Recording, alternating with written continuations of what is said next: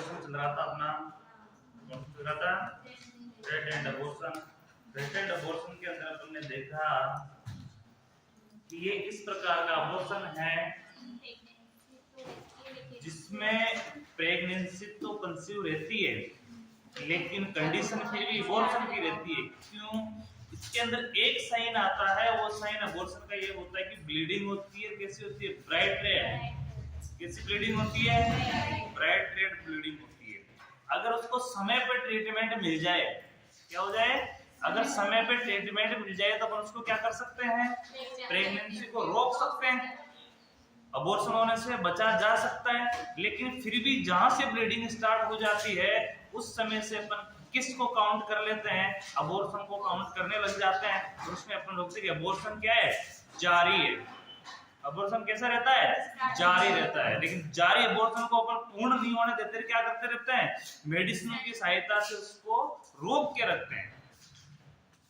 ऐसी कंडीशन जिसमें अबॉर्शन तो जब से ब्लीडिंग नेचुरली ब्लीडिंग स्टार्ट नहीं होती है,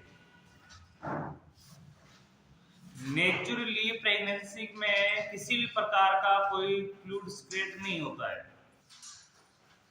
वेजाइनल फ्लूइड सीक्रेट होता है, उसकी अलग कंडीशन है जो पहले बताया था मैंने जब उसके बारे में पढ़ा कि वेजाइना मोटा होता है, डार्क पिगमेंटेड होता है, मस्कुलर हो जाता है और इसके साथ साथ एक व्हाइट फ्लूइड सीक्रेट करता है जो गाढ़ा होता है, जो वेजाइना से बाहर आता रहता है। वो भी फर्स्ट ट्राइमेस्टर में होता है। कब होता है? फर्स्ट ट्राइमेस्टर में। और वो भी एक प्रेगनेंसी कंसीव के साइन होते हैं। वो भी किसका साइन है? प्रेगनेंसी कंसीव का साइन है। स्टार्टिंग में वो बिल्कुल रंगहीन तरल होता है, धीरे धीरे वो गाढ़ी फॉर्म में हो जाता है और गाढ़ी फॉर्म में होते होते वो मटमेला हो जाता है। मटमेला यानी मटमेला का मतलब कि वो व्हाइट नहीं रहता, वो मेला हो जाता है, यानी हल्का उसमें लाल लाल कण हो जाते हैं, पीली पीली नहीं उसकी गुलाबी कलर का रंग हो जाता है और धीरे धीरे धीरे वो खत्म हो जाता है बिल्कुल। तो वो साइन किसके माने जाते हैं? प्रेगनेंसी कंसीव के। नॉर्मल बिना कंसीव प्रेगनेंसी ऐसी कंडीशन नहीं होती है। तो जो जानकार फीमेल है और जिसने पहले भी बच्चे को जन्म दे रखा है, उसको इस चीज की नॉलेज है, तो वो साइन को पहचान लेती है और अपने आप को प्रेग्नेंट मान लेती है। क्योंकि जांचे तो बाद का बात है, पहले लोग अपने जो दिमाग की पूरी यूज करते हैं। आज से जो पहले का टाइम था, कुछ साल पहले का टाइम था, उस समय जब जांचें कम थी तो सही लेकिन कम थी, ढेर जांचें थी, तो उस समय संभावित ही प्रेगनेंसी का देखा जाता था कि हाँ प्रेग्नेंट है कि नहीं है। उसमें लक्षण ही देखे जाते थे। क्या है? प्रेगनेंसी जो वुमन है उसके क्या देखे जाते थे? सिम्टम।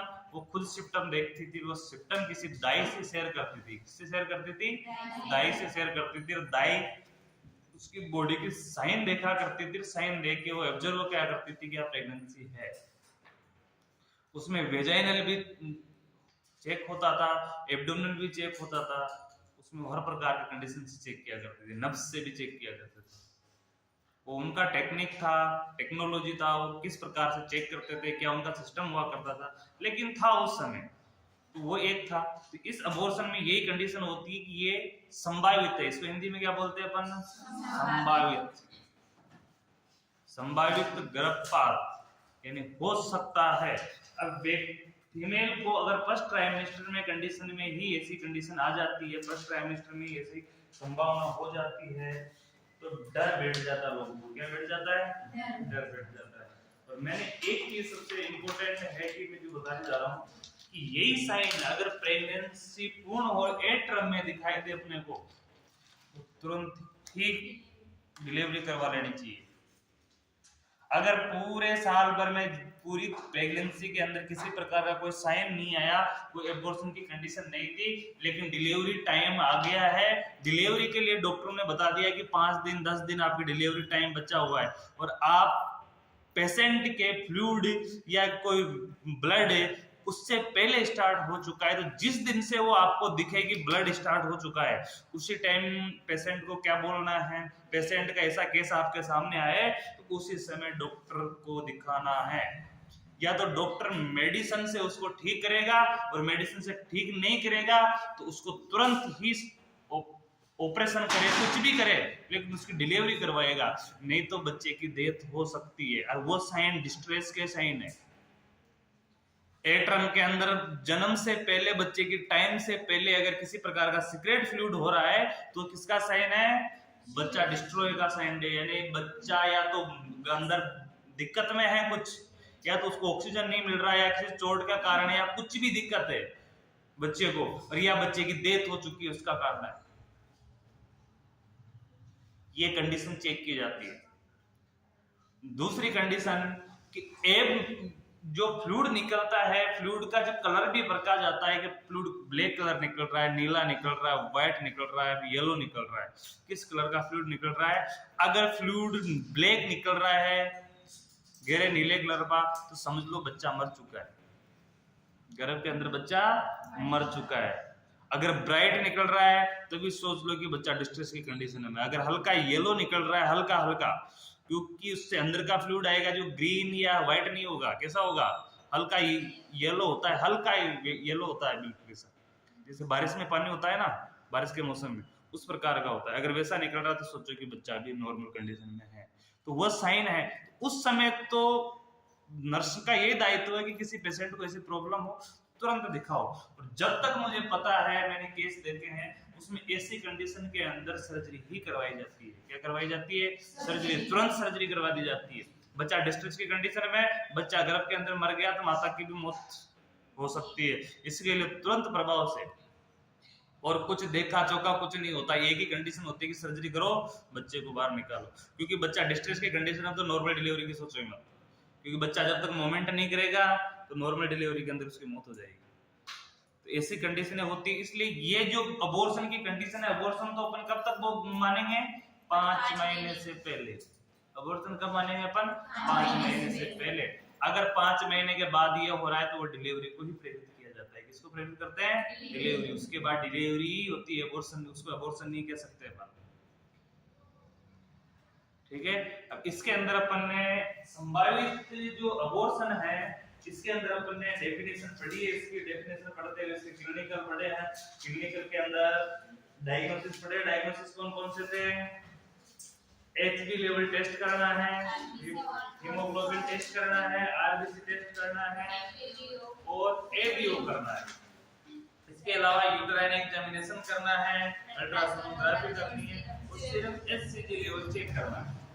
ये इसके नॉर्मल डायग्नोसिस थे। और लगभग जितने भी अबॉर्शन पढ़ेंगे डायग्नोसिस सेम होंगे। लगभग जितने भी अपन पढ़ेंगे ना अबॉर्शन, जितनी भी मिडवाइफरी पढ़ेंगे उसके साइन सिम्टम सेम होंगे। क्योंकि ब्लड कल्चर तो चेक सभी में होता है, एचबी लेवल सब में चेक होगा, एबीओ सब में चेक होगा, इसके अलावा अल्ट्रासोनोग्राफी सब में से होगा, लगभग कुछ केसों में एक्सरे भी होगा। ये चीज कॉमन है, ये जांचें कॉमन रहेगी। अगर वेजाइनल कुछ दिक्कत है या यूरिनरी सिस्टम में कुछ जलन वगैरह हो रही है तो उसमें यूरिन एग्जामिनेशन भी होगा। कौन सा एग्जामिनेशन होगा? यूरिन एग्जामिनेशन भी होगा। यूरिनरी ट्रैक्ट में किसी प्रकार की कोई संभावना नहीं है, कोई दिक्कत नहीं है, उसमें यूरिन एग्जामिनेशन नहीं होता है। ठीक है। नॉर्मल प्रेगनेंसी के अंदर कोई यूरिन एग्जामिनेशन नहीं होता है। स्टार्टिंग में उससे होता है, फर्स्ट ट्राइमेस्टर के अंदर स्टूल का भी हो सकता है, यूरिन का हो सकता है, थायराइड का हो सकता है, एचआईवी हो सकता है, कल्चर टेस्ट हो सकते हैं, एबीओ टेस्ट हो सकता है, अल्ट्रासोनोग्राफी हो सकता है।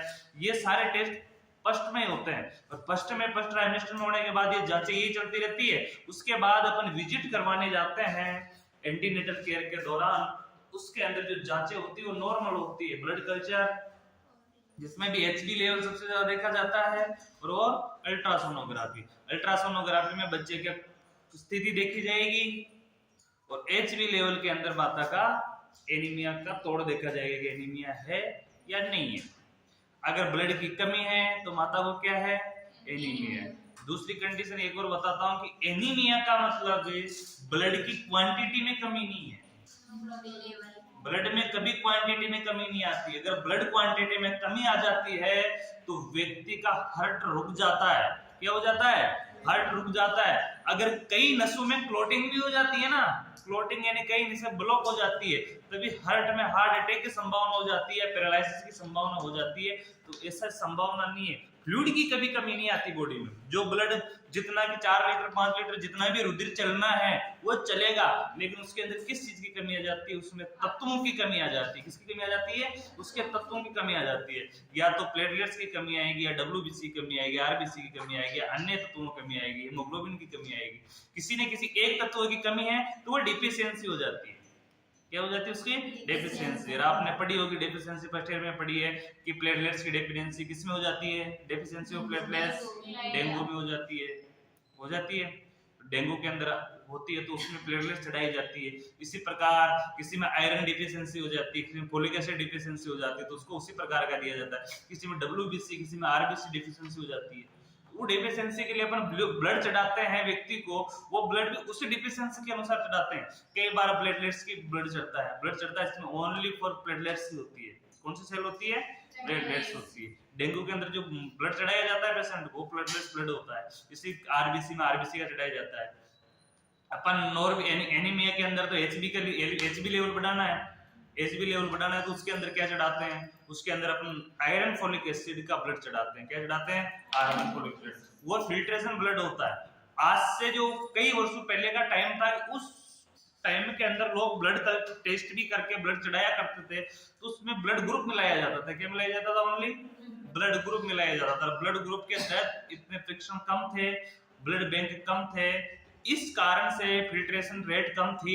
तो इस कारण से एक तरफ तो ब्लड डोनर को सुलाया जाता था और एक तरफ दाता को, ग्राहिता को सुलाया जाता था, और उससे ब्लड आता था एक बोतल में, उसी बोतल का तुरंत ब्लड किस पे चढ़ाया जाता था?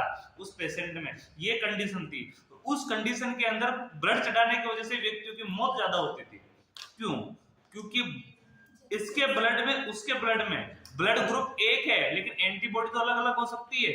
तो एंटीबॉडी इसकी एंटीबॉडी से जाके मैच करेगी तो वो रिएक्शन करती थी। क्या करती थी? रिएक्शन। और जिससे उसकी बॉडी का, पेशेंट बॉडी का स्टामिना एक्टिव होता था, और स्टामिना की वजह से या तो व्यक्ति की मौत हो जाया करती थी या उसको साइड इफेक्ट हुआ करते थे। स्किन में आपने देखो, स्किन ब्लैक हो जाना, स्किन में फलक हो जाना, चर्म रोग हो जाना, इससे कंडीशनें हुआ करती थी। लेकिन आजकल वैसा सिस्टम नहीं है। आज पहले ब्लड लेते हैं, फिर वो लेबोरेटरी में जाता है, लैब के अंदर उसका पूर्ण रूप से क्लोरीनेशन होता है। किसके जरिए? मशीन के जरिए क्लोरीनेशन होता है, जिसके 2 घंटे लगते हैं। क्लोरीनेशन में कितने समय लगते हैं? 2 घंटे में क्लोरीनेशन होता है। और क्लोरीनेशन होने के बाद जांच चेक की जाती है कि किस चीज की ज्यादा जरूरत है, आरबीसी की, डब्ल्यूबीसी की, किस चीज की जरूरत है। क्लोरीनेशन के तहत जो एक्स्ट्रा सेल होती है, एक्स्ट्रा चीज होती है, उनको भी हटा दिया जाता है और उन चीज की क्वांटिटी ज्यादा रख के ब्लड की यूनिट दी जाती है। तो आज टेक्नोलॉजी बहुत अपने पास है कि नहीं है? टेक्नोलॉजी है तो समस्या कम है। अब इसका मैनेजमेंट पढ़ रहे थे, मैनेजमेंट में रेस्ट और डर दोनों पढ़ लिए। थर्ड लिखना जनरल मेजर,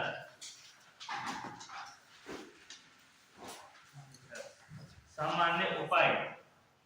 हिंदी में बोलेंगे इसको सामान्य उपाय।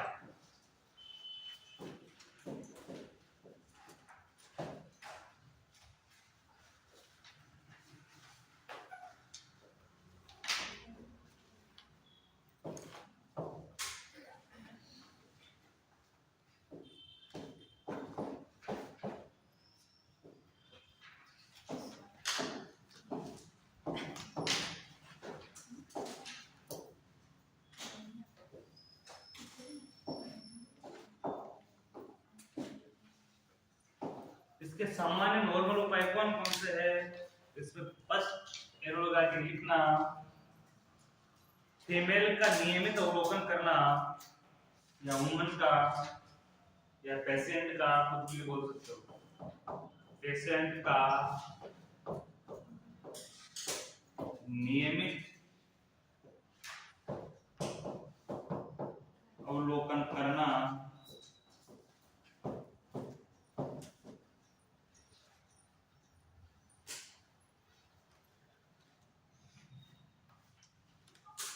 और नियमित अंतराल में एवं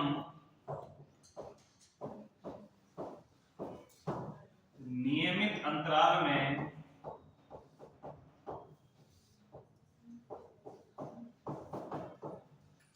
वाइटल साइन मॉनिटरिंग करना,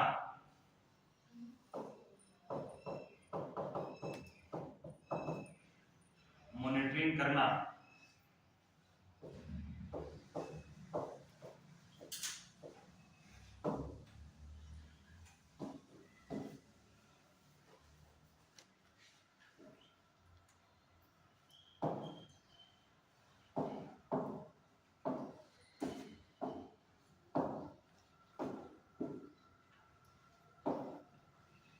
क्या क्या करना है?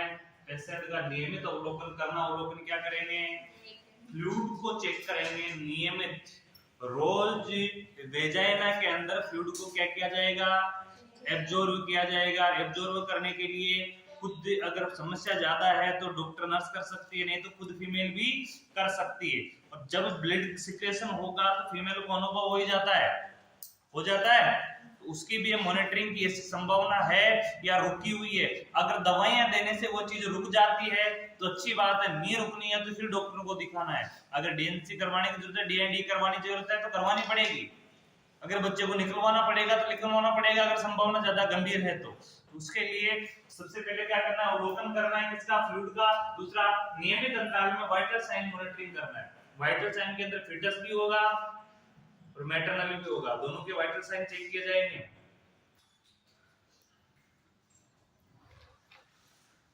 वाइटल साइन कौन कौन से होते हैं? TPR, BP. Temperature, pulse, respiration, blood pressure.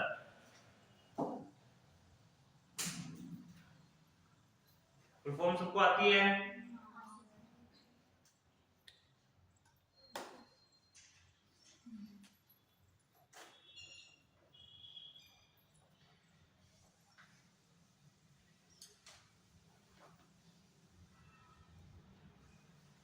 Second लिखना, वेजाइना से होने वाली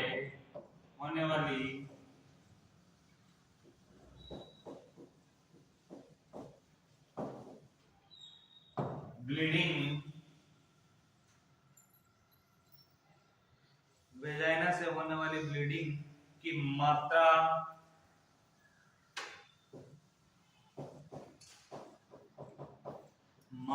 का आकलन करना।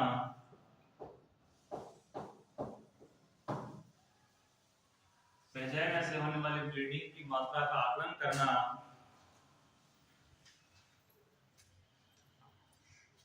एवं आकलन करने के लिए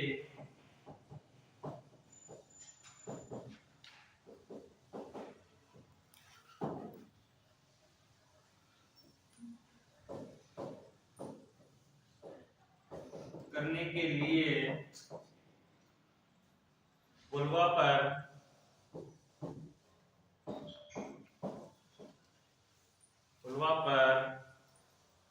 स्टेराइल कॉटन पैड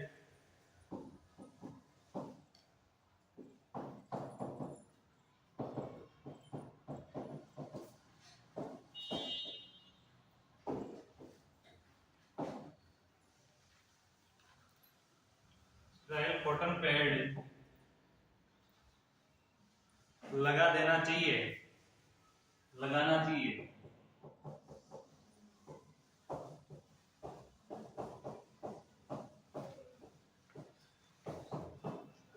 और टाइम टू टाइम या समय से समय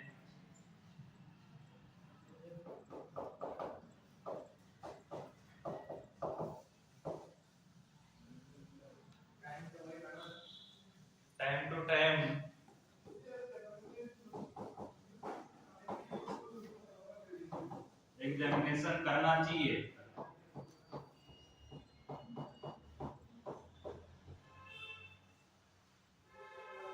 और पेड़ को बदलना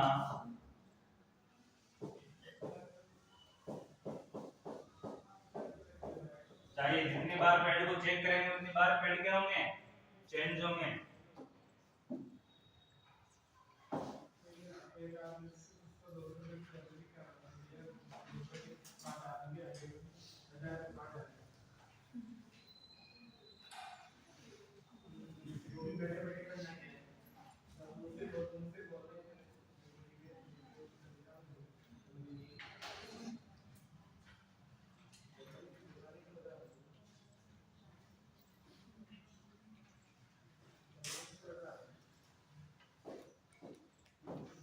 यदि वेजाइनल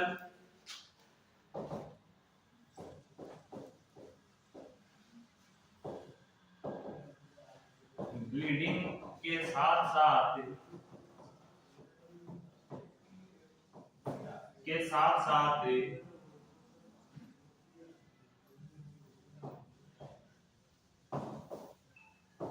पेन भी बढ़ रहा हो तो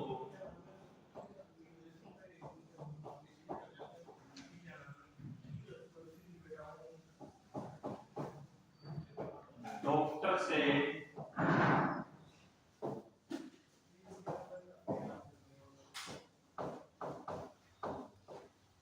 परामर्श करना चाहिए।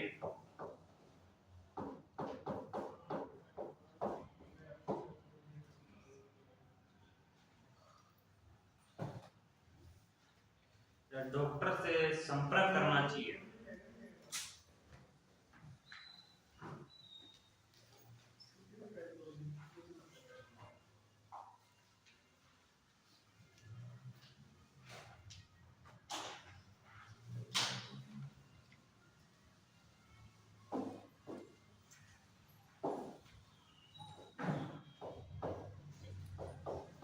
यदि कॉटन पैड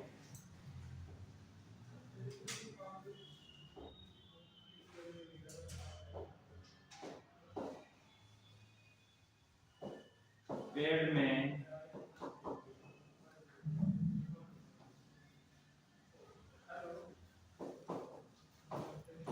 ब्लड की मात्रा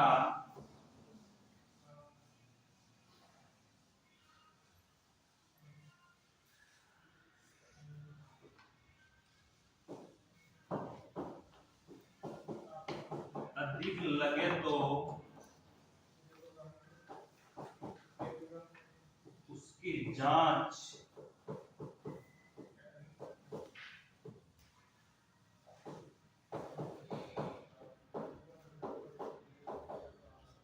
करवानी चाहिए।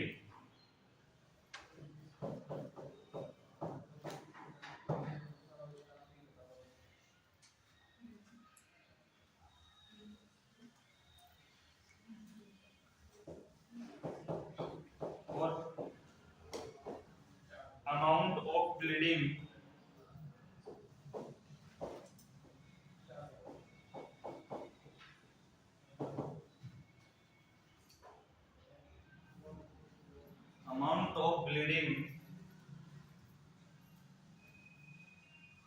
यानी मास एग्जामिनेशन करना चाहिए।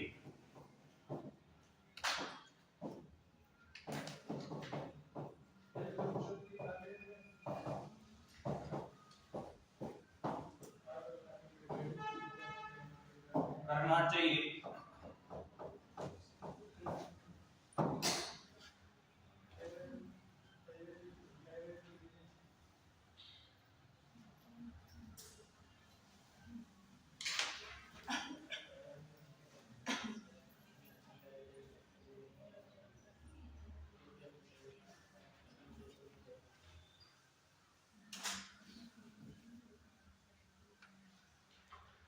अब अपन ने जनरल आंसर पढ़ा, सामान्य उपाय,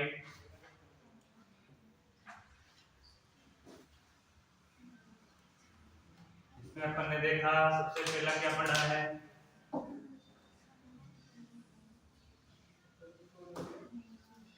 पेशेंट का नियमित अवलोकन करना एवं नियमित अंतराल में क्या करना चाहिए, वाइटल साइन मॉनिटरिंग करनी चाहिए। इजी है, लैंग्वेज बहुत इजी आएगी और अब आने वाले टॉपिक बहुत इजी आएंगे। जो टॉपिक हार्ड थे वो निकल गए, अब सारे प्रोसीजर है। अब आप ये जो पढ़ रहे हो ये कौन सा पढ़ रहे हो, संभावित, अब अगला पढ़ोगे वो सेम होगा, सिर्फ उसकी डेफिनेशन चेंज होगी क्योंकि मैनेजमेंट सेम होना है।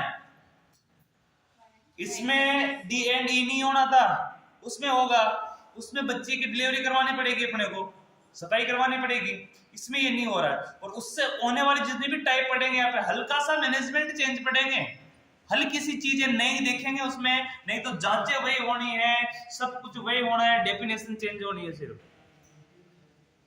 इसलिए मिडवाइफरी समझने के लिए डेफिनेशन तो सारी याद करो, क्योंकि डेफिनेशन याद हो गई जिस चीज के बारे में, जिस नाम को आपको जानकारी हो गई, उसका मैनेजमेंट भी सेम होने वाला है, हल्का सा चेंज होगा। उसके अलावा डायग्नोस्टिक टेस्ट सेम होने वाले, हर चीज सेम होने वाली है, केयर सेम होने वाली है, हर चीजें सेम होने वाली है। तो कुछ डिफरेंट नहीं है, बहुत इजी आने वाला आगे। लेकिन उसके लिए कम से कम डेफिनेशन तो अपने को आनी चाहिए, इतना तो अपना दिमाग लगाना पड़ेगा। अगर डेफिनेशन भी नहीं पढ़ सकते तो फिर वो आपके ऊपर है। डेफिनेशन तो पढ़ो। मैंने आपके सीनियरों को भी यही बोला था, उन्होंने भी यही क्योंकि कुछ लोग उसमें पढ़ने वाले भी थे, कुछ नहीं पढ़ने वाले भी थे, सबकी यही कंडीशन थी कि याद नहीं होता है, समझ में नहीं आती है, बुढ़ी है। तो ये कि इसको समझना है तो सबसे पहले डेफिनेशन याद करो। डेफिनेशन सारी मिडवाइफरी की याद हो गई तो मिडवाइफरी ऑटोमेटिक समझ में आएगी, समझने की जरूरत ही नहीं है।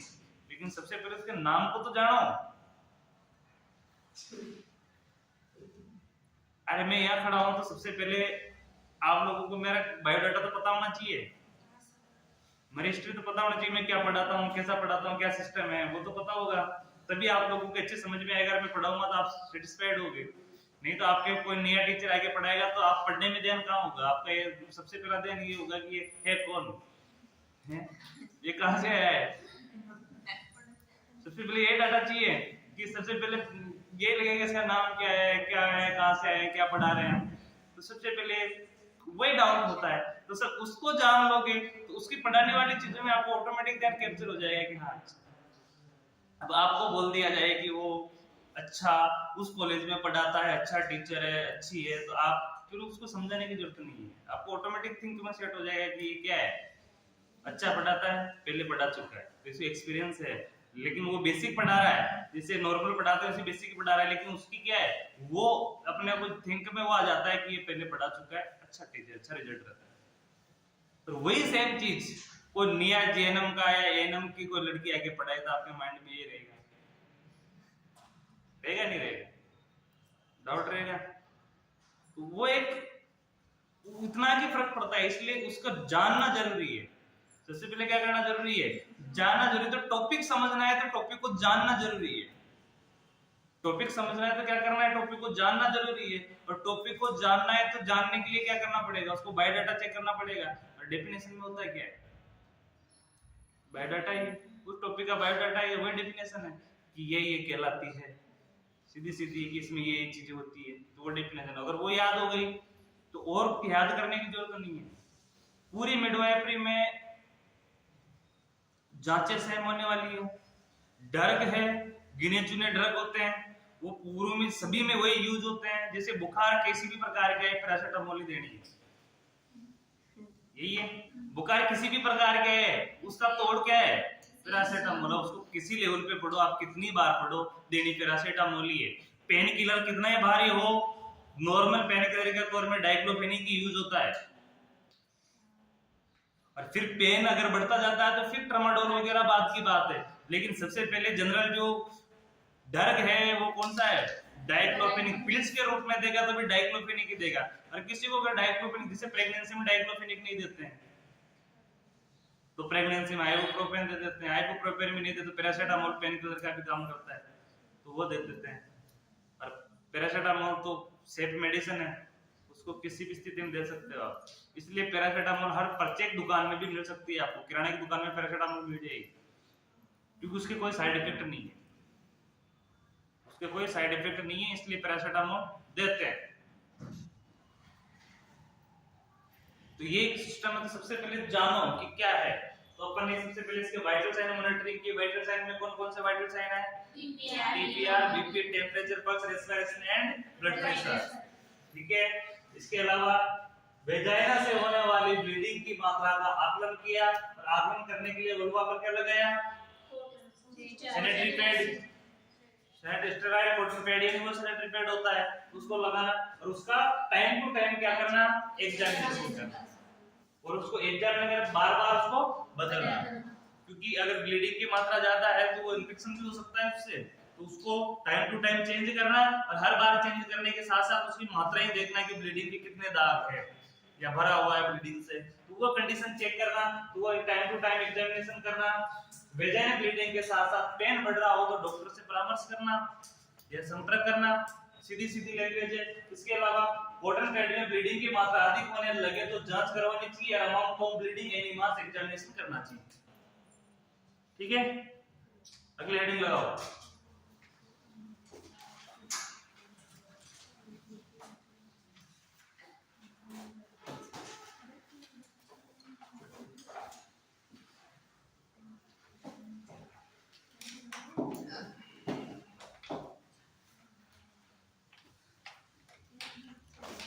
Inevitable abortion.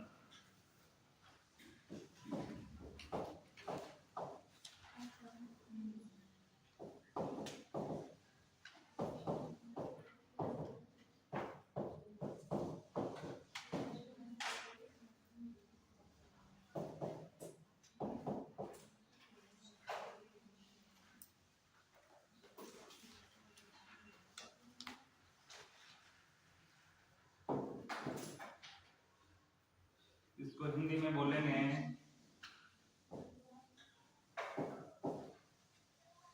अपरिहार्य गर्भपात।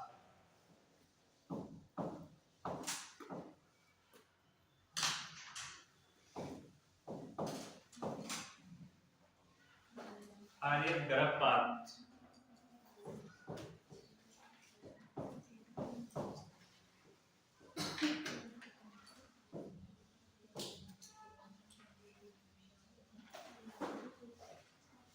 तो काउंटिंग कर देना। सेकेंड, फर्स्ट टाइप कर लिया, ये सेकेंड टाइप है अबॉर्शन का।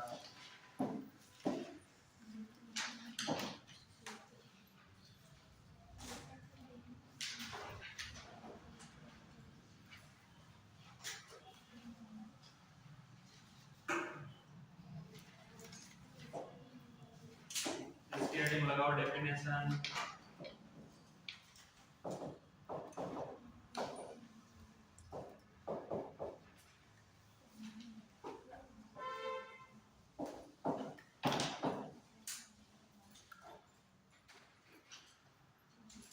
यह अबॉर्शन का एक प्रकार है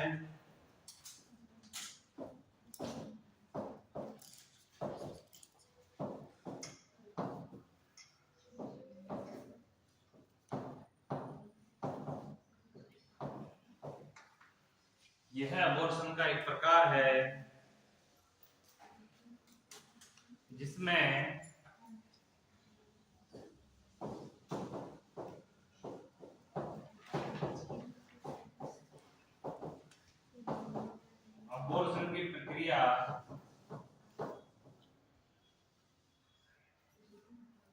अबॉर्शन की प्रक्रिया आरंभ हो चुकी होती है।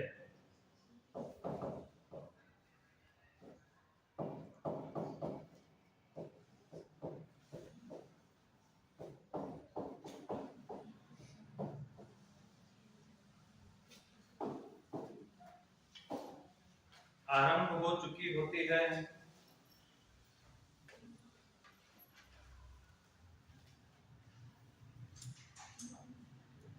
एवं ये प्रक्रिया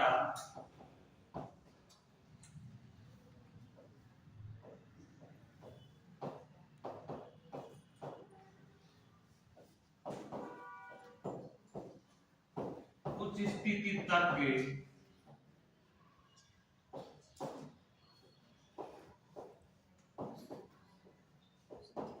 पहुंच चुकी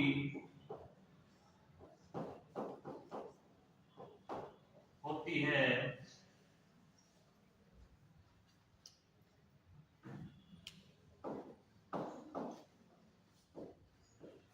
जिस पर प्रेगनेंसी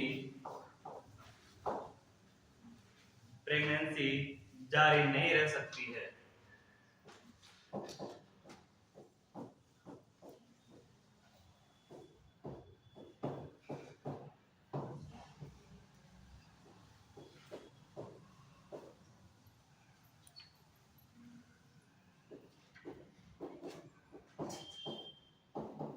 इस प्रकार के अबॉर्शन को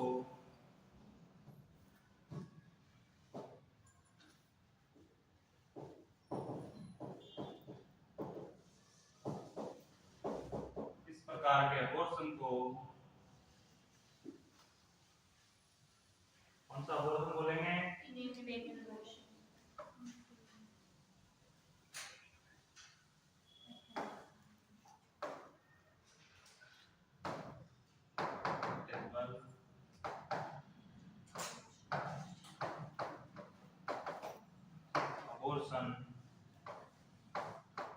करते हैं।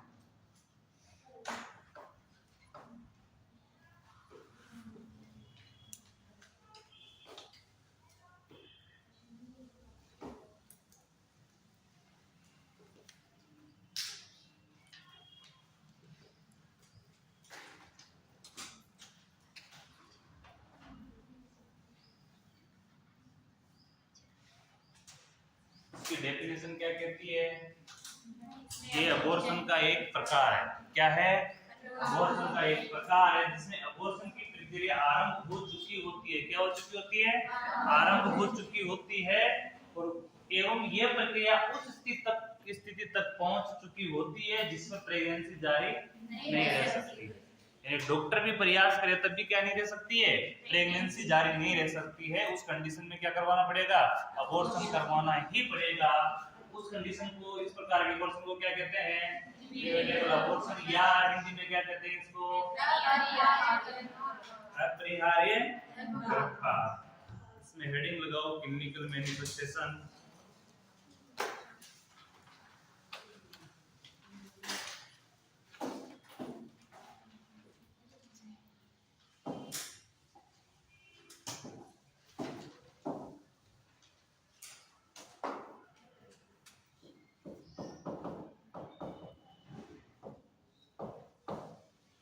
क्लिनिकल मैनिफेस्टेशन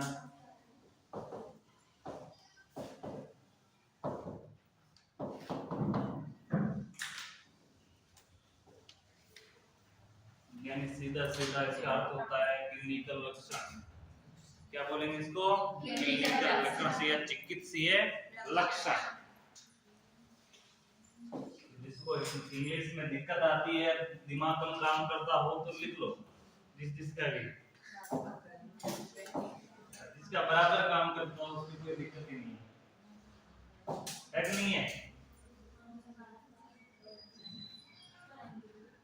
मेमोरी सबकी अच्छी है। क्या होती है?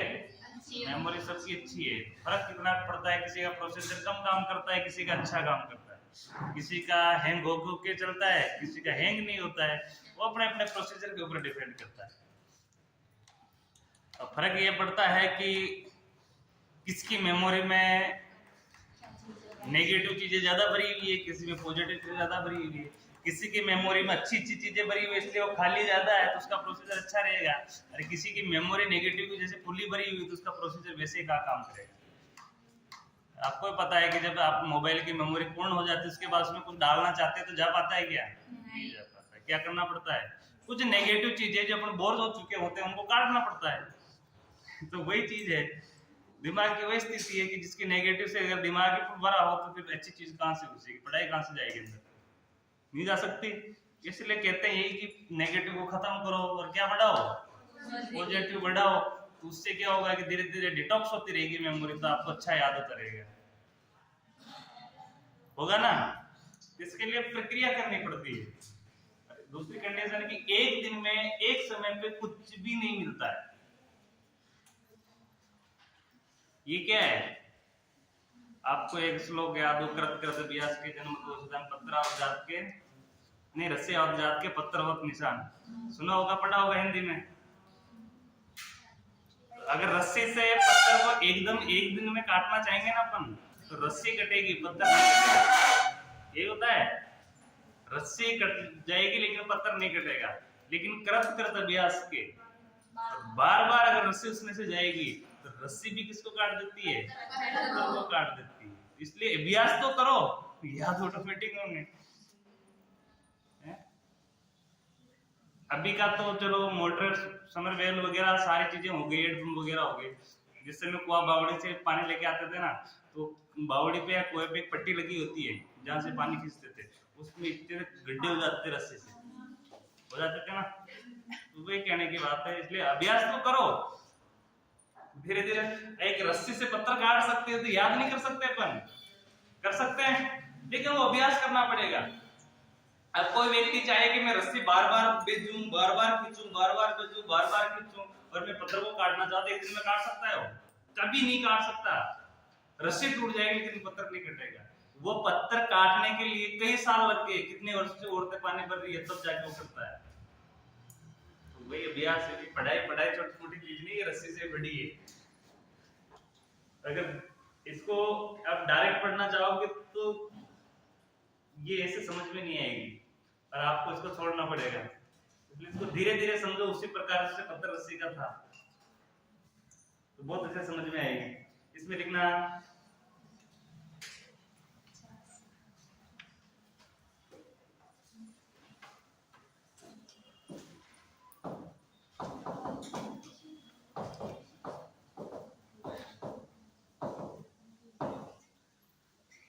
अबॉर्शन से संबंधित प्रमुख लक्षण।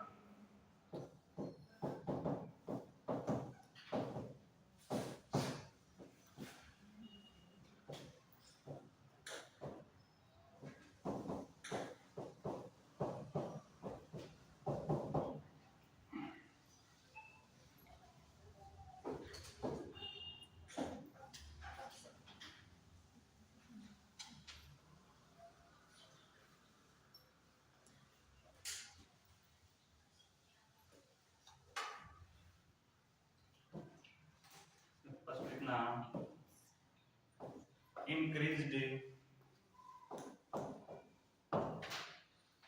vaginal bleeding, increased vaginal bleeding,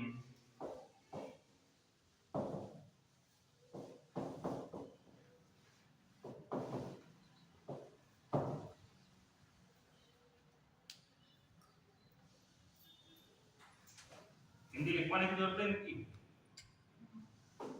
बोलो तो लिखो।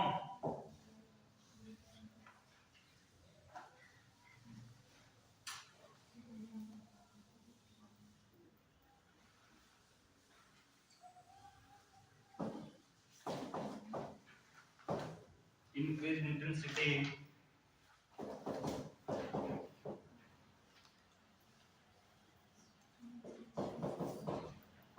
increased intensity of pain a lower abdominal,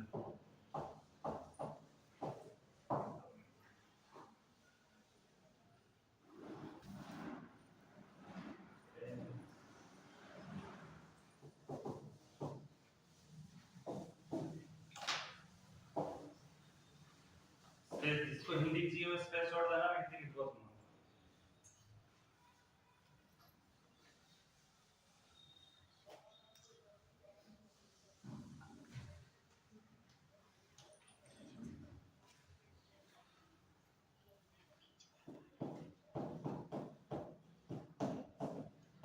योनि स्राव की मात्रा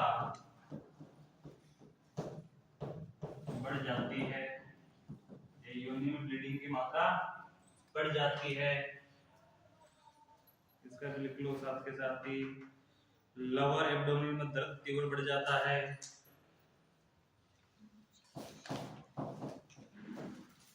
पेट के निचले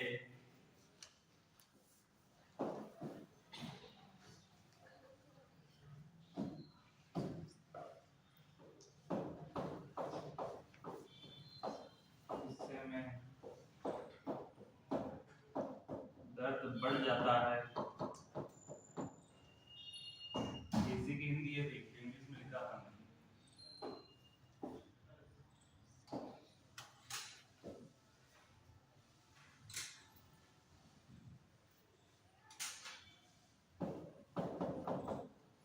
पेशेंट का स्वास्थ्य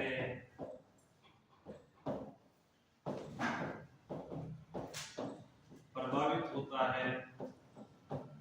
इस कंडीशन में क्या होगा, पेशेंट का स्वास्थ्य प्रभावित होगा। उस कंडीशन में क्या हो रहा था, पेशेंट का स्वास्थ्य प्रभावित नहीं हो रहा था क्योंकि वो पेनलेस थी। कौन सी ब्लीडिंग थी, पेनलेस थी। फिर भी उसमें पेन की कंडीशन हो तो क्या करना चाहिए, डॉक्टर को दिखाना चाहिए था। वही अब एक चीज विशेष, ये दोनों एक दूसरे से मिले हुए कैसे हैं वो सुनना। जब तक पेन नहीं हो रहा है, जब तक ब्लीडिंग ही हो रही है, तब तक तो वो कंडीशन थी। और जब से पेन के ब्लीडिंग ज्यादा बढ़ गई है, साथ में पेन हो गया है, तो कौन सी कंडीशन आ गई है, ये कंडीशन आ गई है। वो अबॉर्शन वो कौन सी कंडीशन तक था, ये स्टेज है, ये टाइप्स है, टाइप्स के साथ साथ स्टेज पढ़ रहे हैं अपन। फर्स्ट स्टेज कौन सी होती है अबॉर्शन की, जिसके अंदर ओनली ब्लीडिंग होती है, तो ब्लीडिंग वाली स्टेज कौन सी थी, वो वाली इधर वहां तक स्टेज रहती है तो कंसीव हो जाती है। उसके बाद अगर ब्लीडिंग के साथ दर्द ज्यादा हो जाता है और लोअर सेगमेंट में दर्द होता है एब्डोमिनल के, तो ये स्टेज आ जाती है, ऑटोमेटिक आ जाएगी स्टेज, क्योंकि अबॉर्शन होना है, ये स्टेज आ जाएगी। इसका लिखना ला रहे हैं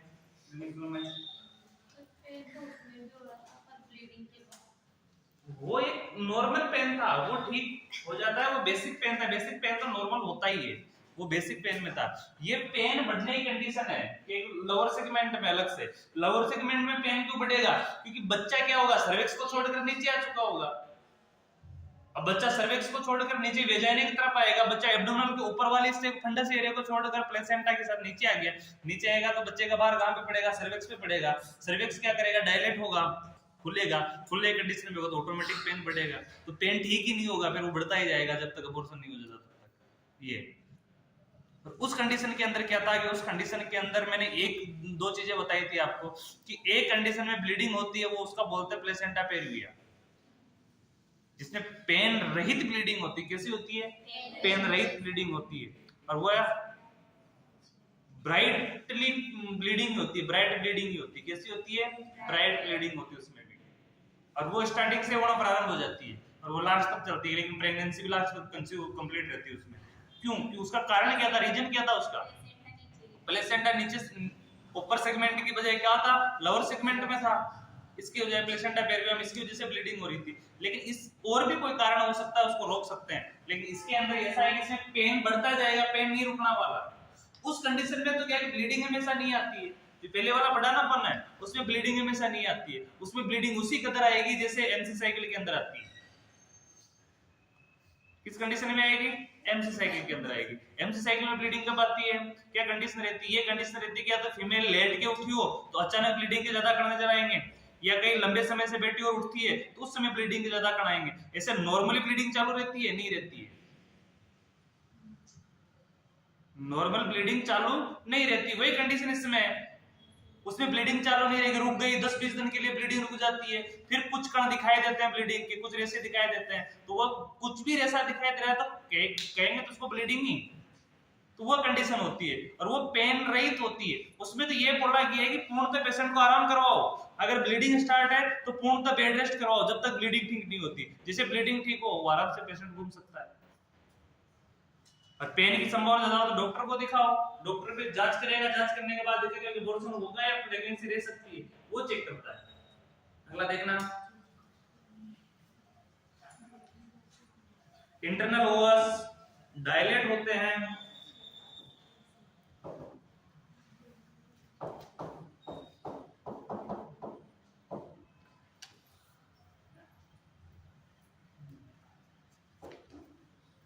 इंटरनल ओवस डायलेट होता है।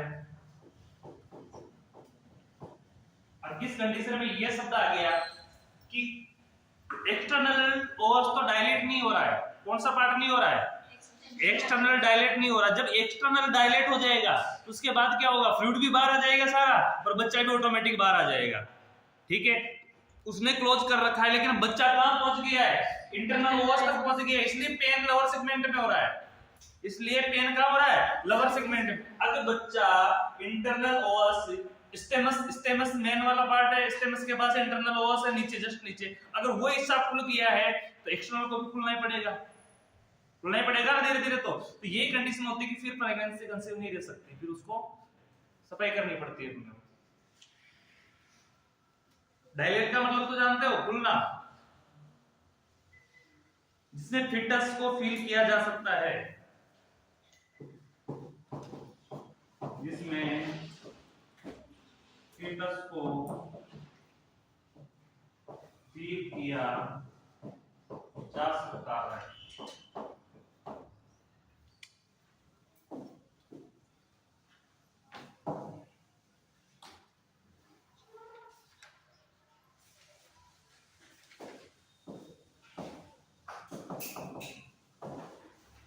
कभी कभी मेम्ब्रेन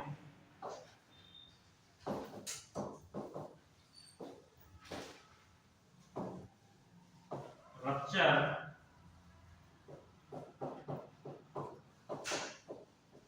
है, कुछ केसों के अंदर क्या होता है, मेम्ब्रेन रप्चर हो जाएगी। कौन सी membrane? Placenta membrane. Placenta membrane जो रप्चर हो जाएगी, जो उसने कैविटी बना रखी है बच्चे की, और उस कैविटी को क्या बोलेंगे अपन? Amniotic cavity. क्या बोलेंगे उस कैविटी को? Amniotic cavity. नहीं पढ़ रहे? और एमनियोटिक कैविटी कौन सी सेल बनाती है? ब्लास्टोसाइट। कौन बनाती है? ब्लास्टोसाइट। तो पिछले वालों को मत भूलो, ठीक है। ब्लास्टोसाइट मिलकर क्या बनाती है? Amniotic cavity. और एमनियोटिक कैविटी के अंदर क्या होता है? बच्चा भी है, एमनियोटिक फ्लूइड भी है, सब कुछ है। और उसी को क्या बोलेंगे अपन बाद में, बड़ी होने के बाद? उसी को बोलेंगे प्लेसेंटा मेम्ब्रेन। क्या बोलेंगे? Placenta membrane. अब प्लेसेंटा मेम्ब्रेन क्या हो जाएगी? रप्चर हो जाएगी। तो रप्चर होने के बाद बच्चा भी मुक्त हो गया है और एमनियोटिक फ्लूइड भी मुक्त हो गया है, तो बच्चा भी बाहर आ जाएगा और साथ में फ्लूइड भी बाहर आ जाएगा। बच्चा अगर डायलेशन में अटक गया है, बच्चा ओस के अंदर अटक गया है, तो बच्चा तो अटका रहेगा, लेकिन क्या बाहर आ जाएगा? फ्लूइड बाहर आ जाएगा। और जब तक मेम्ब्रेन रप्चर नहीं होगी तब तक फ्लूइड बाहर नहीं आएगा, ओनली ब्लीडिंग चलती रहेगी। और ब्लीडिंग किसकी वजह से हो रही है? ब्लीडिंग इंटरनल कैविटी के अंदर की ब्लीडिंग नहीं है, वो ब्लीडिंग किसके अंदर की है? वो यूटेराइन कैविटी के अंदर की ब्लीडिंग है, यानी प्लेसेंटा के आसपास की ब्लीडिंग है, न कि प्लेसेंटा मेम्ब्रेन के अंदर की। प्लेसेंटा मेम्ब्रेन के अंदर तो ब्लड ही नहीं है, उसके अंदर तो बच्चा और एमनियोटिक फ्लूइड है। उसके बाहर की जो कंडीशन है, बाहर की जो मेम्ब्रेन है, डेसिडुआ लेयर है, या तो वो टूट रही है डेसिडुआ, और या साथ साथ में प्लेसेंटा खुला हुआ है, तो प्लेसेंटा से डायरेक्ट ब्लीडिंग हो रही है। वही कंडीशन है, तो वही ब्लड के कण बाहर आएंगे। और जब मेम्ब्रेन रप्चर हो जाएगी, मेम्ब्रेन फट जाएगी, मेम्ब्रेन टूट जाएगी, तो पूरा एमनियोटिक फ्लूइड बाहर आ जाएगा, ठीक है। तो एमनियोटिक फ्लूइड कैविटियों में फर्क रखना, कैविटियां बहुत सारी होती है। यूट्राइन कैविटी के अंदर ही प्लेसेंटा है। प्लेसेंटा की जो ट्रोपोब्लास्ट साइट है वो क्या बना रखी है? कैविटी सेल ने एक कैविटी बना रखी है, उस कैविटी को क्या बोलेंगे अपन? Amniotic cavity. क्या बोलेंगे? Amniotic cavity.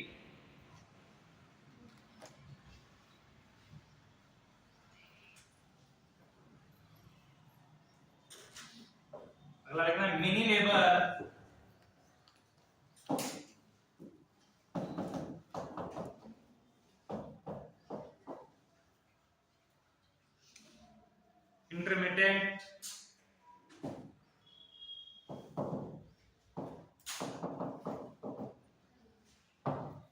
Intermittent, lower abdominal pain.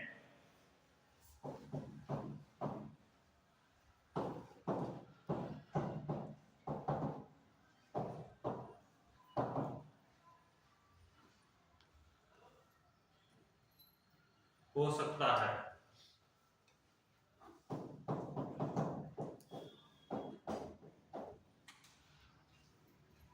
अब कंडीशन ये ध्यान रखना, अब ये प्रोसेस कर रहे हो ना, तो दिमाग में एक चीज रखना।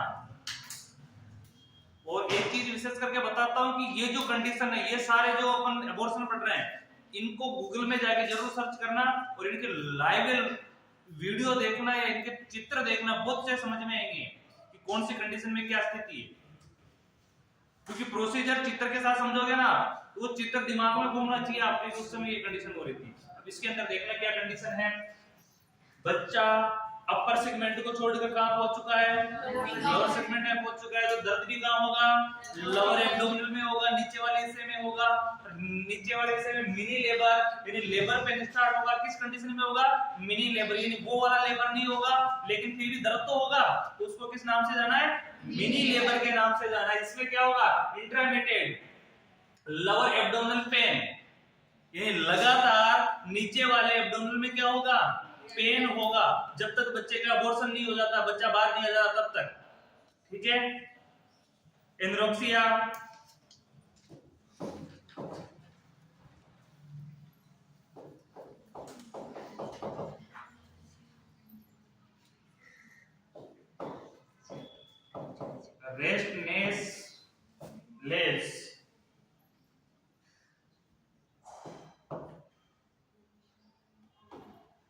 Restlessness, fever, etc. ये क्लिनिकल साइन होंगे उसके। फीमेल को फीवर भी हो सकता है। एनोरेक्सिया का मतलब होगा खाने में या भूख में कमी ही नहीं होती है। इसकी कंडीशन ये है कि भूख के अंदर, खाने के अंदर सीधे सीधे एब्नॉर्मलिटीज, सीधा खाना अच्छा ही नहीं लगता कुछ, हाँ, खाने की एबनॉर्मलिटीज कर दो आप।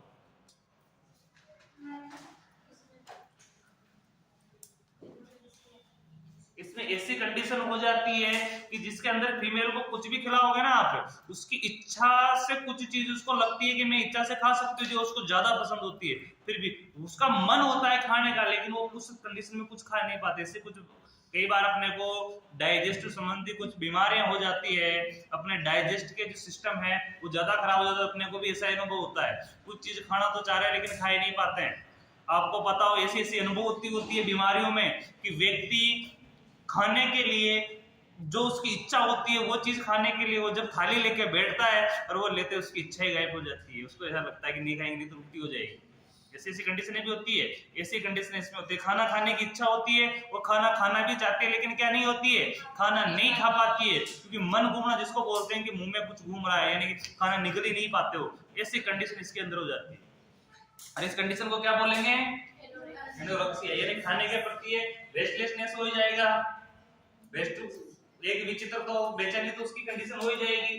फीवर है जो कॉमन है कि बच्चा की कंडीशन रहेगी तो फीवर आना ही आना है, क्योंकि फीवर से जब भी बॉडी की एब्नॉर्मलिटी होगी तो फीवर आएगा। इसका मैनेजमेंट देखना,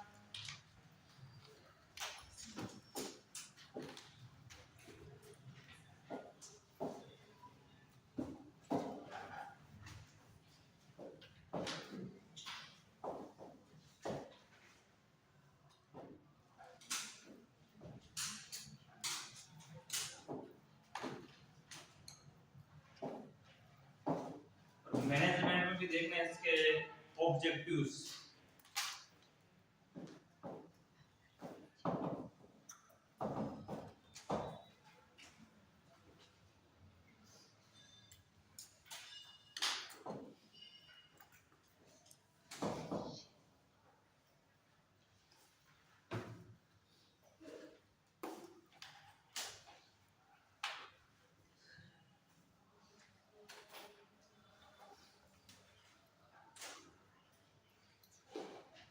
इससे ऑब्जेक्टिव क्या क्या है, ऑब्जेक्टिव का मतलब क्या होगा, लक्ष्य होगा या उद्देश्य होगा, क्या होगा, इस जगह ऑब्जेक्टिव का अर्थ उद्देश्य है।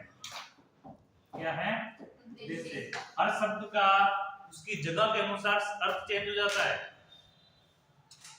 ऑब्जेक्टिव के अलग अलग जगह पे अलग अलग चीजें होती है, लेकिन कुछ जगह पे कुछ चेंज अर्थ के अनुसार हो जाता है, जगह के अनुसार उसका चेंज हो जाता है, तो ध्यान रखना।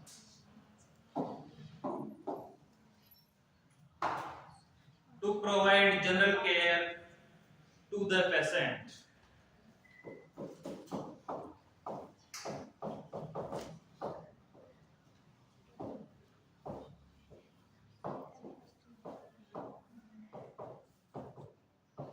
To the patient.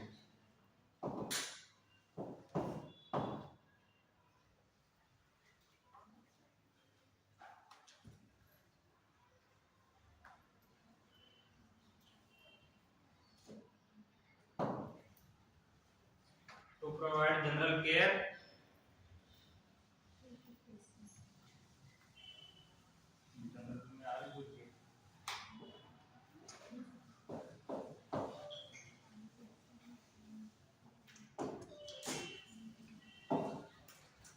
इसका हिंदी अर्थ तो सबको पता ही होगा, सामान्य जनरल केयर प्रोवाइड करनी चाहिए।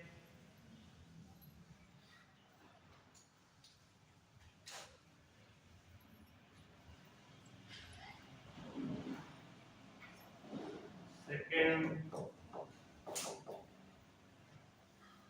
to accelerate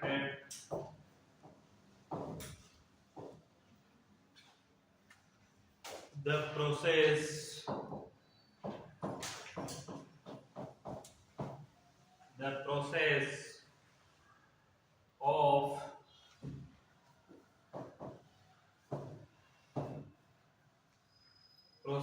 of explanation.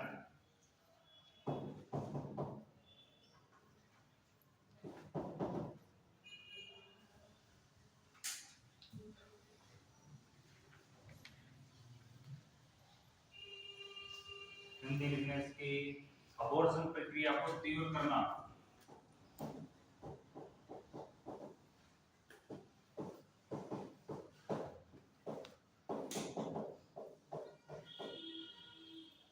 तीव्र करना।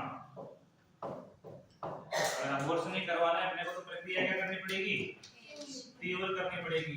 तीव्र क्यों करनी पड़ेगी, नहीं तो पेशेंट को दिक्कत आएगी, पेन वेन बढ़ेगा ना, फिर तीव्र करके उसको प्रेरित करना पड़ेगा।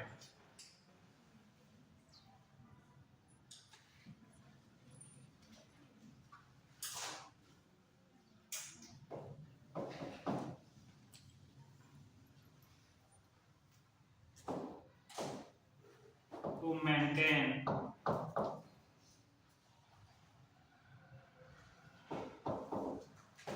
strict aseptic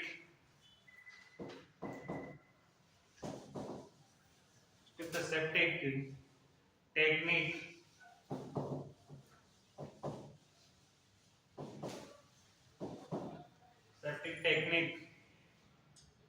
in condition of labor।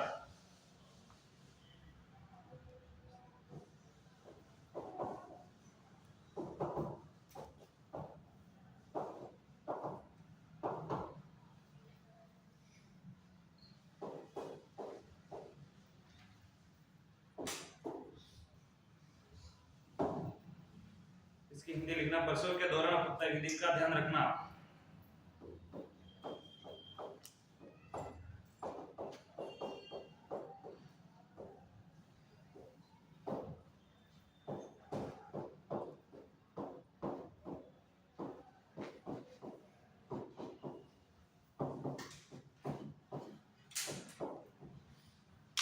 प्रसव के दौरान अपत्य विधि का ध्यान रखना।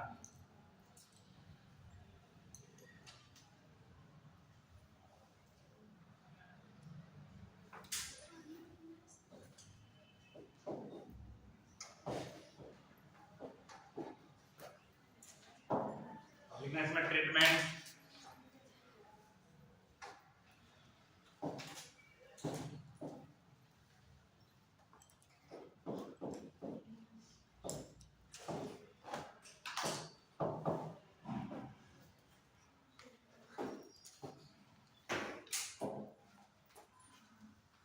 ट्रीटमेंट्स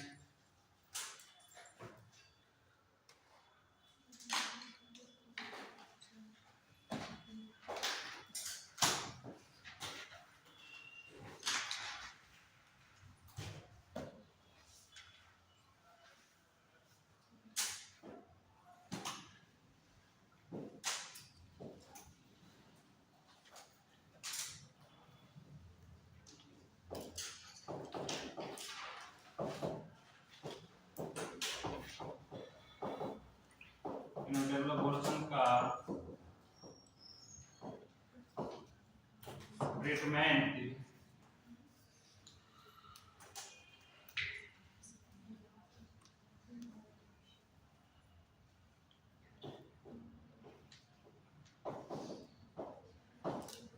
गर्भावधि पर निर्भर करता है। अरे बातें नहीं, किस पर निर्भर करता है, गर्भावधि पर।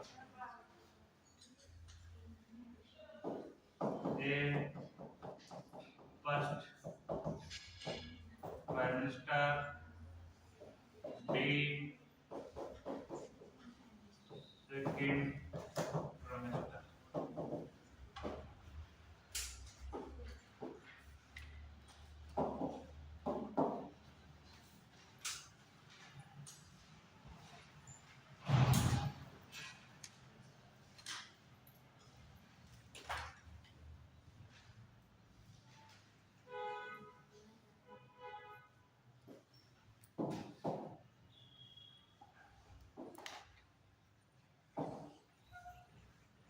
फर्स्ट हेडिंग लगाओ इसके ट्रीटमेंट के अंदर, ट्रीटमेंट बिफोर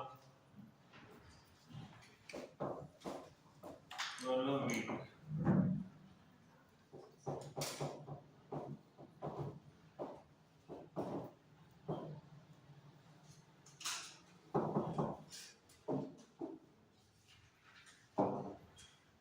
बिफोर यानी, आफ्टर यानी बाद में। ट्रीटमेंट बिफोर 12 वीक, यानी कि फर्स्ट ट्राइमेस्टर में 12 वीक से पहले। अब 12 वीक से पहले होगा तो कौन सा ट्राइमेस्टर कहलाएगा? First trimester.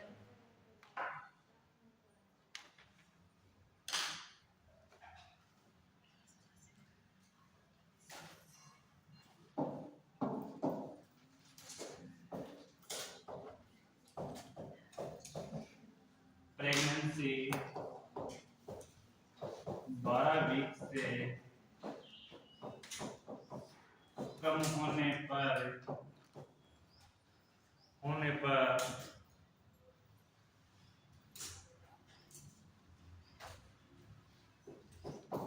D&E procedure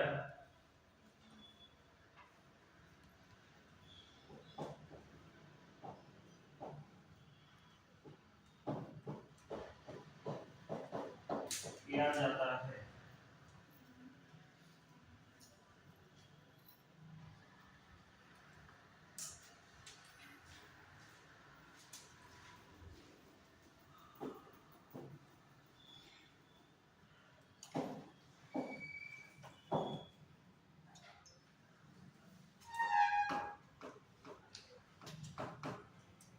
D से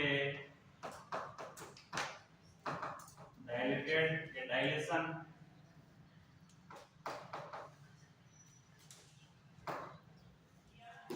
इससे इनकुलेशन।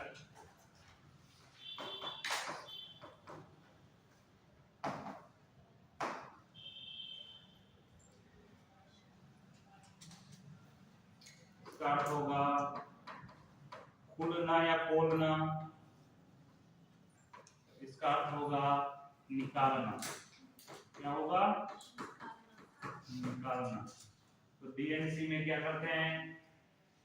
इसको ओपन करते हैं, डायलेट करते हैं, और डायलेट करने के बाद क्या करते हैं? उसको बाहर निकालते हैं, डी एंड ई। अरे ये तो नाम सुना होगा ना, डी एंड ई का, तो ये सुना क्या? डीएनसी डीएनसी करते रहते हैं लोग, लेकिन वो डीएनसी नहीं है, डीएनडी होता है। वो लोग करते हैं, वो डीएनडी होता है, लेकिन उसको बोलते क्या लोग? डीएनसी बोलते हैं, जबकि डीएनसी नॉर्मल नाम डीएनसी नहीं होता है। हाँ, तो वो डीएनसी डीएनडी होता है, उसका पूरा नाम यही है। और ये आपको ये भी पता होगा कि अबॉर्शन में करवाई जाती है, जिसको बच्चा दानी की सफाई भी बोलते हैं। ये भी लिख लेना।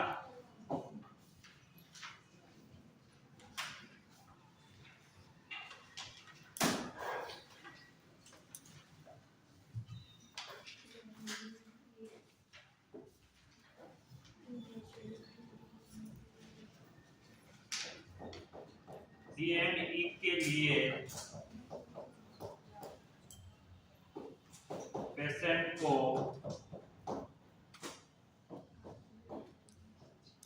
जनरल एनेस्थीसिया दिया जाता है।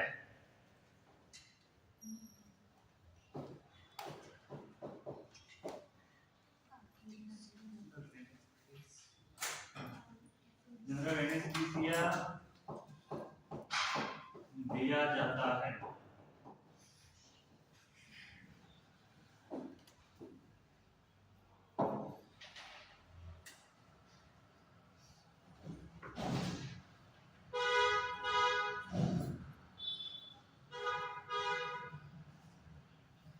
इसके बाद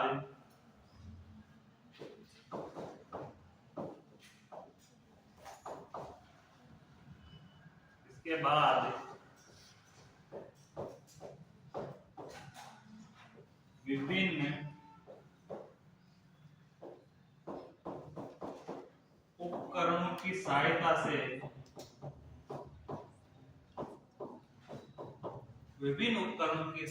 से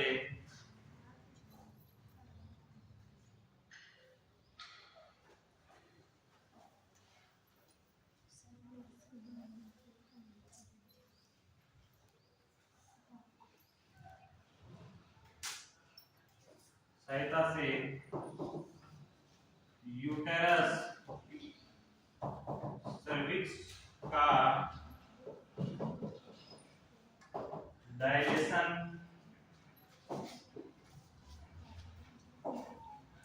किया जाता है।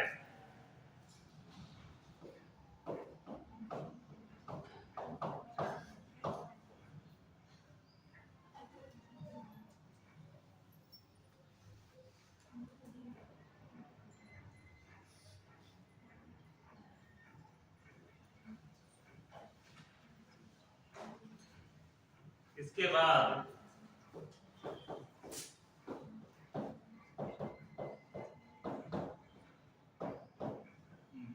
बोथा या भोटा, ये नाम है किसी उपकरण का जिसको इंग्लिश में बोलते हैं फ्लूट।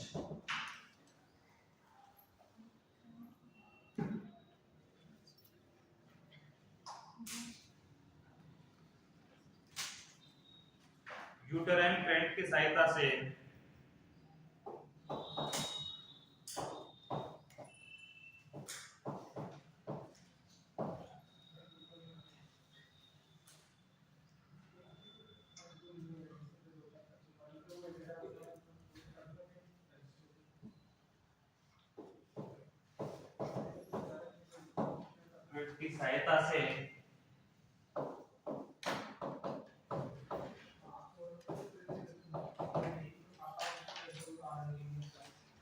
यूटेराइन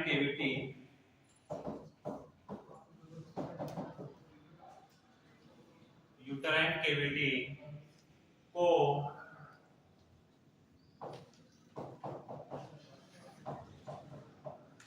ऊंचा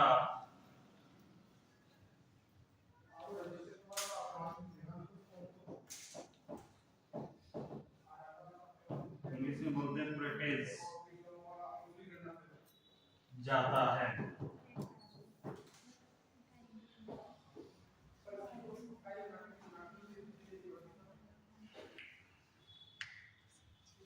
पहले लिख लो फिर इसको पूरा समझेंगे अपन, पूरे ट्रीटमेंट पूरा लिख लो इसका फर्स्ट वाले का।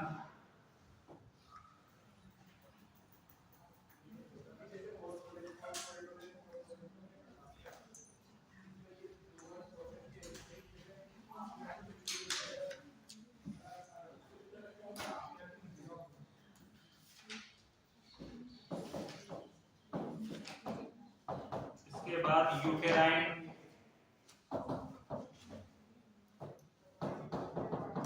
कैविटी को संक्शन मशीन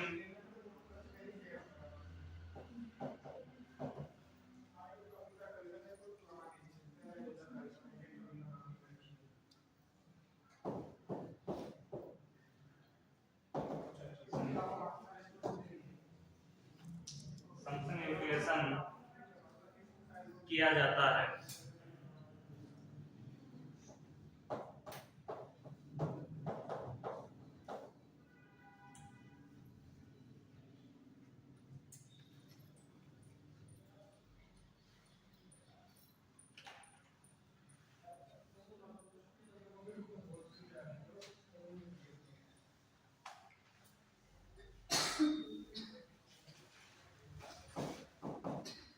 एवं कैविटी को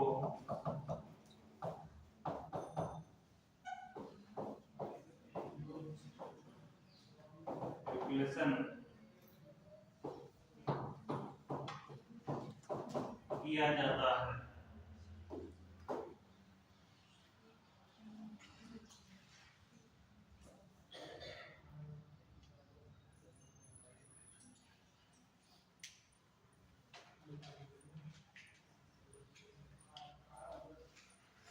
कंप्लीट लिख लिया सभी ने। ये कौन सी कंडीशन है? फर्स्ट ट्राइमेस्टर में की जाने वाली। ये कौन सी डीएनडी है?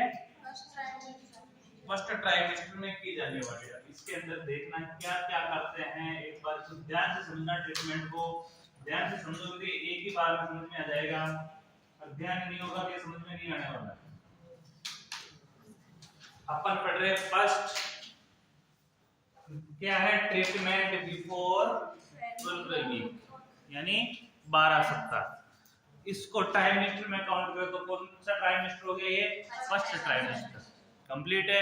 इसके अंदर क्या करना है? पेशेंट का डीएनडी करना है। डीएनडी की फुल फॉर्म मैंने दिखाई दी आपको, क्या होता है? प्रेगनेंसी 12 वीक से कम होने पर डी&डी प्रोसीजर किया जाता है। क्या किया जाता है? डी&डी प्रोसीजर किया जाता है। डी&डी का मतलब सीधा डायलेट करना और निकालना। सीधा सीधा अर्थ क्या है? डीएनए डायलेट करना, एवोल्यूशन का निकालना। ये समझ में आ गया। डी&डी के लिए पेशेंट को जनरल एनेस्थीसिया दिया जाता है। क्या दिया जाता है? जनरल एनेस्थीसिया दिया जाता है। जनरल एनेस्थीसिया क्यों? क्योंकि इस समय जो प्रोसीजर करना है वो प्रोसीजर नेचुरल नहीं है। कौन सा प्रोसीजर नहीं है? नेचुरल नहीं है। कौन सा प्रोसीजर है? प्रेरित प्रोसीजर है। क्या कर रहे हैं अपन? प्रेरित कर रहे हैं। तो आपको एक चीज अपन ने पढ़ी है कि प्रेगनेंसी के सेकंड थर्ड ट्राइमेस्टर क्या होता है, उस कंडीशन में वेजाइना बढ़ जाता है, बग बढ़ जाता है, वुल्वा बढ़ जाता है, माइनोरा बढ़ जाता है, सब चीज शेप बढ़ जाती है पूरी। दूसरा है कि वेजाइना भी एक मोटी रूप ले लेती है और उसका रंग कैसा हो जाता है? डार्क पिगमेंटेड हो जाता है, नीले कलर का हो जाता है। तो वो प्रोसीजर पूर्ण प्रेगनेंसी की है। किसकी है?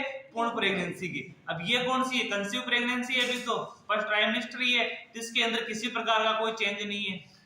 वेजाइना का वही रूट है, उसमें भी कोई विशेष चेंज नहीं हुआ है, वुल्वा में भी कोई विशेष चेंज नहीं हुआ। तो सबका आकार क्या है? सामान्य कंडीशन में ही है। सामान्य से कुछ 1, 2, 5%, 10% बढ़ा हो, लेकिन पूर्ण प्रेगनेंसी कंसीव में तो नहीं है। अब उस कंडीशन में बच्चा नॉर्मल तो बाहर नहीं आ सकता है, नहीं आ सकता है। तो उस कंडीशन में क्या करना पड़ेगा? प्रेरित करना पड़ेगा। और प्रेरित करने के लिए क्या करना पड़ेगा? प्रोसीजर होगा। तो प्रोसीजर के लिए क्या करेंगे? जनरल एनेस्थीसिया देंगे। क्या करेंगे? जनरल एनेस्थीसिया देंगे। और जनरल एनेस्थीसिया नहीं देंगे तो गैन पेन होगा, और गैन पेन होगा तो फीमेल की मौत भी हो सकती है पेन के कारण, दर्द के कारण। तो उसके लिए क्या करेंगे? जनरल। दूसरी कंडीशन में एक बताता हूं कि नॉर्मल प्रेगनेंसी की अपेक्षा डी&डी में ज्यादा परेशानी आती है। उसके अंदर कैविटी को साफ नहीं करना पड़ता, कैविटी ऑटोमेटिक साफ होती है। इसके अंदर उपकरणों की सहायता से कैविटी को खुरचना पड़ता है अंदर से। क्या करना पड़ता है? खुरचना पड़ता है। और खुरचने की जो कंडीशन है, वो जो उपकरण है, उसका क्या नाम दिया गया है? प्रोसीजर होता है इसका यूटेराइन कुरेट। क्या दिया गया इसको? यूटेराइन कुरेट। क्या दिया गया उसका नाम? यूटेराइन कुरेट। यूटेराइन को कुरेट का सीधा खुरचना ही होता है। क्या होता है? खुरचना। और यूटेराइन को खुरचने वाला यंत्र है, इसको क्या बोला जाता है? ब्लेड बोला जाता है। ठीक है। एक ऐसा उपकरण आता है जिसको चम्मच जानते हो? चम्मच का जैसा आता है, छोटा आता है बिल्कुल, ही पेन जैसा ही आता है, पतला आता है बिल्कुल। ठीक है, चपटा आता है, लंबाई अच्छी रहती है उसकी, क्योंकि वेजाइना के बाहर से उसको साफ किया जाता है। सोनोग्राफी मशीन में देखते हैं कैविटी पूरी नजर आ रही होती है और उसको उसकी सहायता से साफ करते हैं। ठीक है, तो वो साफ किया जाता है। पूरे जैसा उपकरण आता है, उसकी सहायता से क्या किया जाता है? पूर्ण कैविटी को खुरचा जाता है। यानी पूर्ण कैविटी की जो डेसिडुआ परत है, उसको क्या किया जाता है? खोला जाता है। प्लेसेंटा खुलेगा, पूरा बच्चा खुलेगा, सब कुछ खुलेगा। सब कुछ खुल गया। बच्चा के आकार क्या है? बिल्कुल छोटा है, मांस के टुकड़े के जैसा है। ऑर्गन ही नहीं बने उस समय तो उसके, मांस के टुकड़े के जैसा, तो उसका कोई कारण नहीं है। लेकिन कंडीशन ये है कि उसके पूर्ण म्यूकस को हटाया जाएगा, अंदर जो भी चीजें उसको हटाई जाएगी। हटाने के बाद की जो प्रोसेस होगी, उसमें क्या किया जाएगा? संसन इलेक्ट्रेशन किया जाता है। क्या किया जाता है? इलेक्ट्रेशन किया जाता है। संसन इलेक्ट्रेशन यानी संसन के द्वारा एक मशीन होती है, चूसने की मशीन, दूसरा मशीन, वैक्यूम क्लीनर जिसको बोल सकते हैं अपन। क्या बोल सकते हैं? Vacuum cleaner. वैक्यूम क्लीनर जैसी मशीन होती है, उसकी ट्यूब वेजाइना के अंदर डाली जाती है और यूट्राइन कैविटी में पहुंचाई जाती है, और उससे क्या किया जाता है? सोखा जाता है। तो पूरी गंदगी क्या जाती है?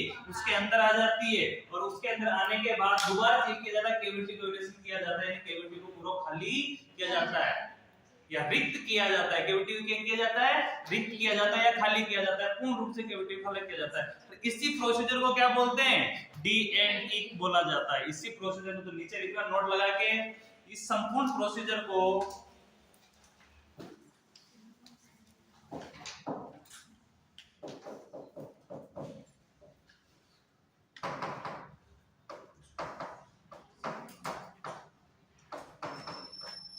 संपूर्ण प्रक्रिया को या प्रोसीजर को डी&ई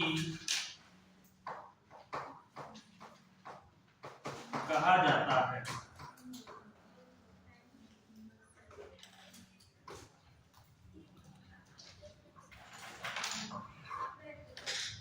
संपूर्ण प्रोसीजर को क्या कहा जाएगा? D&E कहा जाता है।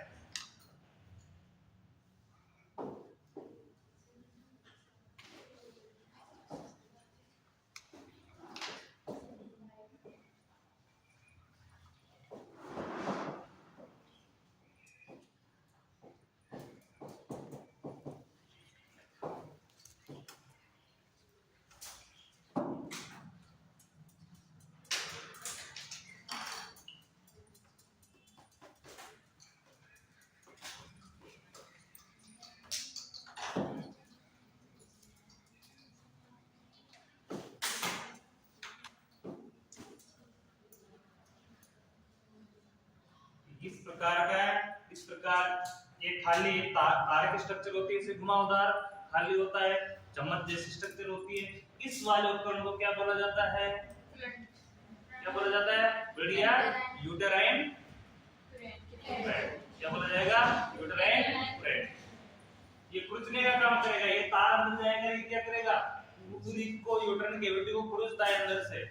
ये प्रोसीजर किया जाता है। तो डिलीवरी से ज्यादा दिक्कतपूर्ण होती है कौन सी? D&E करवाना। ठीक है, इस प्रकार का ये उपकरण है, इसकी अलग अलग शेप आती है, अलग अलग इसका जो आगे वाला बल्ब है, आगे वाला पार्ट है, ये अलग अलग साइज में आता है। उस हिसाब से बहुत सारे उपकरण होते हैं, तो उपकरण अपने हिसाब से काम ले सकते हैं, सबका नाम एक ही है, साइज चेंज होती है। ठीक है, देख लिया? क्लियर है?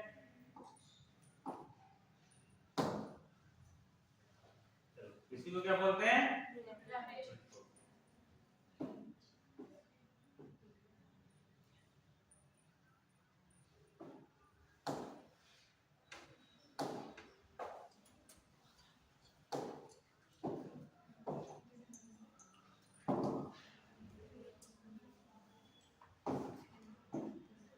ठीक है, अब 10 मिनट का ब्रेक है, उसके बाद सेकंड ट्राइमेस्टर का पढ़ेंगे।